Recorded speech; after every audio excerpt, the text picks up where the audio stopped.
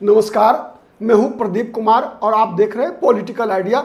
मित्रों, पूरे देश में एसआईआर के नाम पर जो मुख्य विपक्षी दल है कांग्रेस पार्टी और उसके नेता राहुल गांधी के नेतृत्व में लगातार विपक्ष आंदोलनरत है। न केवल एसआईआर बल्कि चुनाव आयोग की नाकामियों और इलेक्टोरल रोल में पाई गई कई खामियों को लगातार देश में विपक्ष मुद्दा बनाने की तरफ अग्रसर है। इस पर पूरे देश में हंगामा मचा है। बिहार में विशेष रूप से इसलिए महत्वपूर्ण हो गया है कि चूंकि बिहार में एसआईआर की जो प्रक्रिया चुनाव आयोग ने शुरू की है उसकी शुरुआत बिहार से हुई है और बिहार में इसी वर्ष 2 महीने के बाद विधानसभा का चुनाव है। लेकिन ये एसआईआर का मुद्दा जितना अधिक महत्वपूर्ण रोल प्ले कर रहा है बिहार विधानसभा चुनाव के लिए चुनावी मुद्दे बनते हुए, उससे भी अधिक महत्वपूर्ण होने वाला है ये पश्चिम बंगाल में। क्यों होने वाला है आप जानेंगे आप आज इस वीडियो में। हम आपको बताएंगे कि ममता बनर्जी ने एसआईआर के बारे में क्या कहा। ममता बनर्जी ने कहा है एसआईआर को कि हम पश्चिम बंगाल में किसी भी कीमत पर एसआईआर नहीं होने देंगे। एसआईआर ये एनआरसी का दूसरा सरकार एसआईआर के माध्यम से एनआरसी लागू करना चाहती है, ये ममता बनर्जी का आरोप है। एसआईआर के माध्यम से पश्चिम बंगाल में मोदी सरकार चुनाव में हेराफेरी करना चाहती है, ये ममता बनर्जी का आरोप है। तो आज हम जानने का प्रयास करेंगे कि किस प्रकार से एसआईआर और एसआईआर से ममता बनर्जी को परेशानी क्या है, चुनाव आयोग इसका पक्ष क्या है और विपक्ष क्या सोचता है। इन सब बातों के बारे में आज हम इस वीडियो में बातचीत करेंगे। तो मित्रों, आपको पता है कि एसआईआर का मतलब होता है सीधा कि ये स्पेशल इंटेंसिव रिवीजन होता है मतदाता सूची का, जिसे हम हिंदी में कहते हैं गहन पुनरीक्षण मतदाता सूची का। ठीक है, और ये गहन पुनरीक्षण हर 15-20 वर्षों के बाद होता है। इससे पहले 2003 में हुआ था।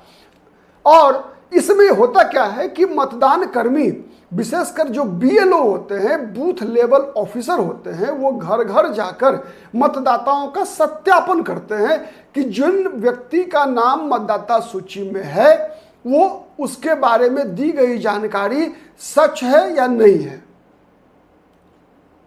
और इसी सत्यापन से ममता बनर्जी भड़की हुई है। ममता बनर्जी का कहना है कि यह सत्यापन क्या 2 से 3 महीने में संभव है। ममता बनर्जी का यह आरोप है, जबकि चुनाव आयोग का कहना है कि हम तो बिहार में 1 महीने में कर रहे हैं। और पिछली बार भी जब 2003 में हुआ था तो 1 महीने के अंदर ही किया गया था। चुनाव आयोग के पास, सरकार के पास इतनी बड़ी मशीनरी है जिसमें 1 महीने के अंदर, चूंकि एक बीएलओ के पास 1 बूथ की जिम्मेवारी होती है और 1 बूथ पर लगभग 1000-1200 मतदाता होते हैं, तो जब 1000-1200 मतदाता होते हैं, लगभग 200-250 होल्डिंग होती है, तो फिर 200-250 होल्डिंग का सत्यापन करना 1 महीने में असंभव नहीं है। ये चुनाव आयोग का कहना है। वही भारतीय जनता पार्टी आरोप लगा रही है ममता बनर्जी पर कि चूंकि ममता बनर्जी बांग्लादेशी घुसपैठियों को शरण देती है, बांग्लादेशी घुसपैठियों का नाम मतदाता सूची में शामिल करवाने में सबसे बड़ी भूमिका ममता बनर्जी और ममता बनर्जी की पार्टी का रहा है, टीएमसी का रहा है। इसी से जब मतदाता सूची का सत्यापन होगा, पुनरीक्षण होगा, तो ममता बनर्जी के समर्थक मतदाताओं का नाम, ऐसे समर्थक मतदाता जो भारत के नागरिक नहीं हैं, जो बांग्लादेशी नागरिक है, उनका नाम मतदाता सूची से कट जाएगा। इसीलिए ममता बनर्जी राज्य के नागरिकों में भ्रम उत्पन्न कर रही है, उनको भड़का रही हैं और ये कह रही हैं कि ये एनआरसी का ही एक रूप है, जबकि एनआरसी और मतदाता सूची के पुनरीक्षण में जमीन और आसमान का अंतर है। मतदाता सूची का पुनरीक्षण चुनाव आयोग कराती है, एनआरसी जब भी होगा तो वो गृह मंत्रालय कराएगा। मतलब एनआरसी का मतलब होगा कि ये मतदाताओं का सत्यापन होगा, नागरिकों का सत्यापन होगा, बल्कि लेकिन इसमें मतदाताओं का सत्यापन हो रहा है। दोनों में अंतर यह है कि नागरिक तो जन्म से 1 दिन का भी व्यक्ति है तो वो नागरिक होगा, लेकिन मतदाता बनने के लिए 18 वर्ष की आयु सीमा आवश्यक है। तो नागरिक में और मतदाता में अंतर है, इसीलिए मतदाताओं का सत्यापन चुनाव आयोग कराती है। और चुनाव आयोग एक संवैधानिक संस्था है, इसको दलगत राजनीति से कोई मतलब नहीं है। ये भारतीय जनता पार्टी का पक्ष है, चुनाव आयोग का पक्ष है कि हमें किसी दलगत राजनीति से कोई मतलब नहीं होता। हमारा ये प्रोसीड्योर है जिसको कि हम टाइम टू टाइम करते हैं, इसमें कोई राजनीतिक दलों को इसमें इन्वॉल्व होने की कोई आवश्यकता नहीं है, इसमें केवल और केवल सिस्टम काम करता है। ये चुनाव आयोग का पक्ष है। लेकिन ममता बनर्जी इस विषय को केवल और केवल एनआरसी से ही नहीं जोड़ रही है, बल्कि ममता बनर्जी ने इस मुद्दे को भाषा से भी जोड़ दिया है।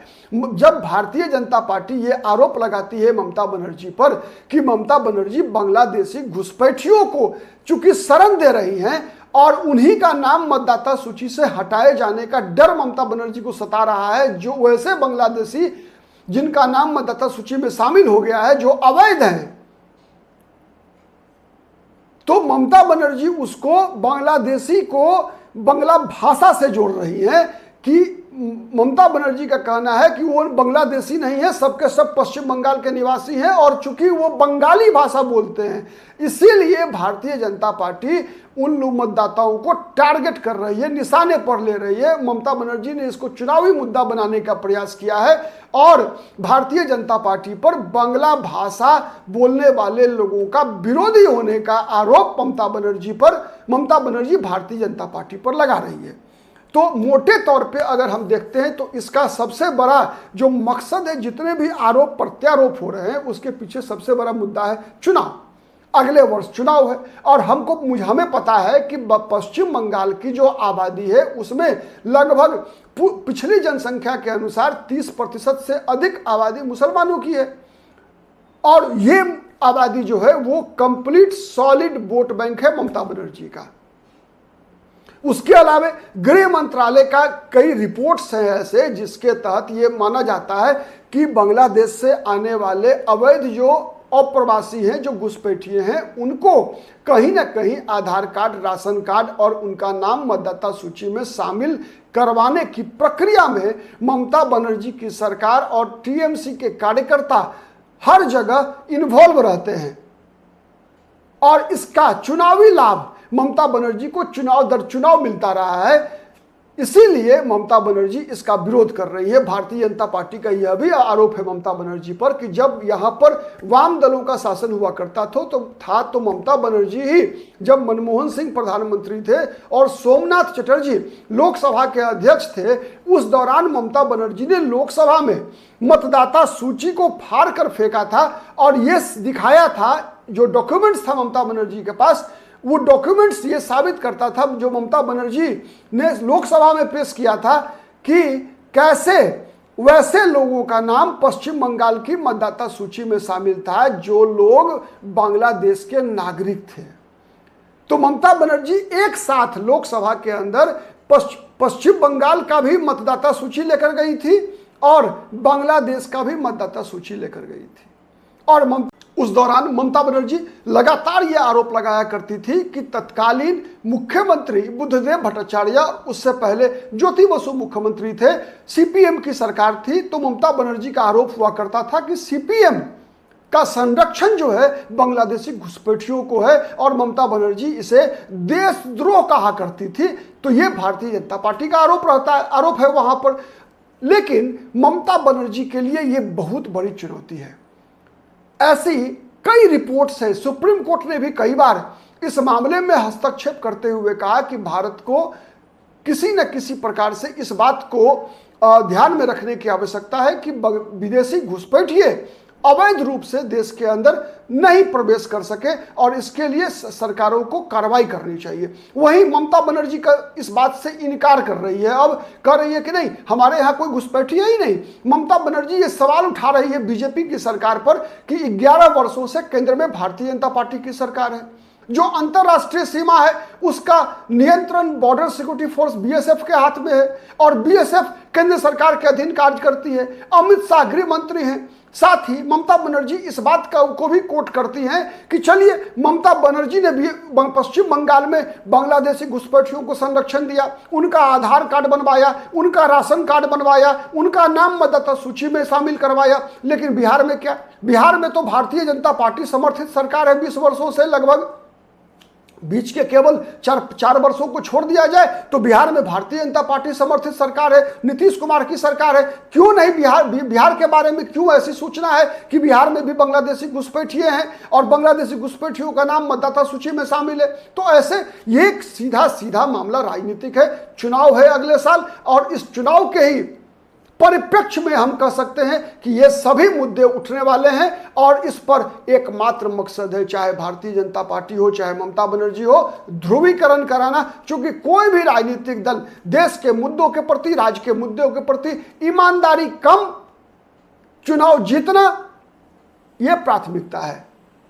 और उसी को ध्यान में रखकर ममता बनर्जी भी राजनीति कर रही है, भारतीय जनता पार्टी भी राजनीति कर रही है और बीच में दोनों के दोनों मिलकर चुनाव आयोग को बलि का बकरा बनाने का प्रयास लगातार जारी है। देखते हैं, अंतोगत्वा जीत और हार तो चुनाव तय करती है, जो जीता वही सिकंदर। देखते हैं 2026 के मार्च अप्रैल में जब पश्चिम बंगाल में चुनाव होगा और मई में नई सरकार बनेगी तो फिर SIR हो, NRC हो या जो भी आरोप प्रत्यारोप हो, परिणाम क्या होता है। आज के लिए इतना ही। बहुत बहुत धन्यवाद। नमस्कार। जय हिंद, जय भारत।